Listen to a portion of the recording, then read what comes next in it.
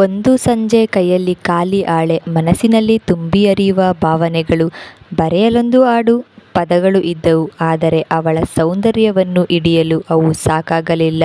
ಅವಳನ್ನು ಹೊಗಳಬೇಕು ಅಂತ ಅನಿಸಿತು, ಆದರೆ ಹೇಗೆ ಆರಂಭಿಸಲಿ ಎಂಬುದೇ ಗೊತ್ತಾಗುತ್ತಿಲ್ಲ. ಅವಳ ಕಣ್ಣುಗಳು ಕಮಲದಂಥವು, ನೇರವಾಗಿ ನೋಡಿದರೆ ಮನಸ್ಸನ್ನೇ ನಿಲ್ಲುವಷ್ಟು ಆಳ.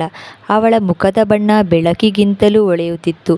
ಆ ಹೊಳಪನ್ನು ಚಿತ್ರವಾಗಿ ಬಿಡಿಸಬೇಕು ಅನಿಸಿತು, ಆದರೆ ಅವಳ ಪ್ರಕಾಶಕ್ಕೆ ಬಣ್ಣಗಳೇ ಸೋತುಬಿಟ್ಟವು. ಪದಗಳು ಹರಿಯುತ್ತಿದ್ವು, ಆದರೆ ಅವಳ ಮುಂದೆ ಕವಿತೆಯೇ ನಾಚಿದಂತೆ ಆಯಿತು. ಅವಳ ರೂಪವನ್ನು ವರ್ಣಿಸಲು ಪ್ರಯತ್ನಿಸಿದಾಗ ಅಕ್ಷರಗಳೇ ತಮ್ಮ ಸೋಲನ್ನು ಒಪ್ಪಿಕೊಂಡವು. ಅವಳನ್ನು ಒಮ್ಮೆ ನೋಡಿದಾಗ ಮನಸ್ಸು ಬೇಡಿಕೊಳ್ಳುತ್ತಿತ್ತು, ಇವಳು ನನ್ನ ಕಥೆಯಾಗಿ ಬರಲಿ, ನನ್ನ ಬದುಕಿಗೆ ಹಾಡಾಗಿ ಉಳಿಯಲಿ ಅಂತ ಒಂದು ಕನಸು.